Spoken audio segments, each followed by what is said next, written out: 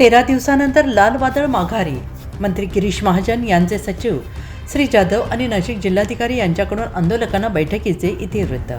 Comrade J P. Gavit यांच्या नेतृत्वाखाली निघालेल्या गेल्या 4 वेळच्या पायी लाँग मार्च आंदोलनाची शासनाने घोर फसवणूक केल्याने यावेळी किसान सभेचे लालवादळ अखेर शहापूर येथे थंडावले. आज दुपारी माननीय मंत्री श्री गिरीश महाजन यांचे सचिव श्री जाधव तसेच नाशिक जिल्ह्याचे जिल्हाधिकारी श्री आयुष प्रसाद यांनी कॉम्रेड गावित आणि आंदोलकांची भेट घेऊन मंत्रालयातील बैठकीचे इतिवृत्त दिले. यासोबतच वनपट्टाधारकांचे वाढीव क्षेत्र, अपात्र ठरवलेले लाभार्थी तसेच स्वातंत्र्य सातबारा देण्याबाबतचे लेखी अर्ज भरून त्यांची पोहोच घेतली. आणि यानंतर कॉम्रेड गावित यांनी उपस्थित आंदोलकांना संबोधित करताना सांगितले, माझे आणि तुमचे नाते महाराष्ट्राच्या दुःखाशी जोडलेले आहे. त्यामुळे कोणताही गोंधळ न करता पक्षाच्या शिस्तीनुसार सगळ्यांनी आपापल्या घरी परतावे.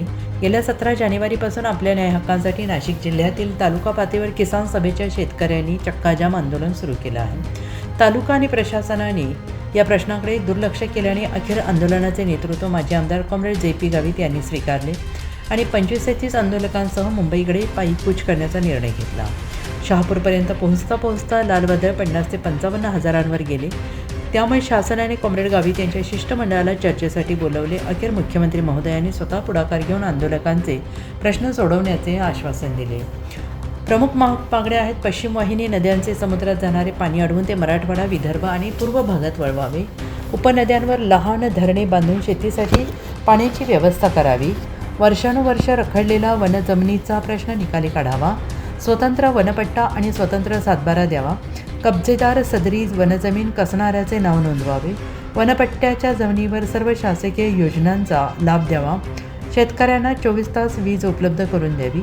शेतीमालाला हमी भाव द्यावा. आदिवासी भागात पेसा कायद्यानुसार सर्व पदांची तात्काळ भरती करावी. तात्पुरत्या नियुक्त्यांऐवजी पात्र युवकांना कायम करावे. वनजमिनीवर पिकवलेल्या पिकांची हमीभावाने खरेदी करावी.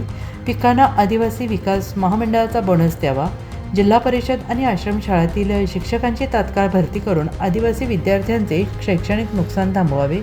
या अत्यंत ज्वलंत प्रश्नांवर मंत्रिमंडळात सविस्तर चर्चा झाली. संबंधित मंत्र्यांशी विषयावर चर्चा करून स्वतः मुख्यमंत्री महोदयांनी हे सर्व प्रश्न सोडवण्याचा शब्द दिला. त्यामुळे जबाबदार प्रतिनिधींनी आंदोलकांसमोर येऊन इतिवृत्त दिले आणि म्हणून आम्ही आमचा लाँग मार्च मागे घेत असल्याचं कॉम्रेड गावित यांनी जाहीर केले. इथं कोणी माणूस पण राहणार नाही, ते सगळे निघून जातील आणि त्या पद्धतीने 60 नाही जाणार, 100 बसेसची व्यवस्था केलेली आहे. त्या बसेसमध्ये सुद्धा कोणी गर्दी करता कामा नये. प्रत्येक तालुक्याचा गट हा वेगळ्या ठिकाणी राहील. त्या ठिकाणी दिंडोरी असेल तर त्या ठिकाणी दिंडोरीला किती बसेस लागतील तेवढ्या बसेस तिथं जातील. सुरगाणा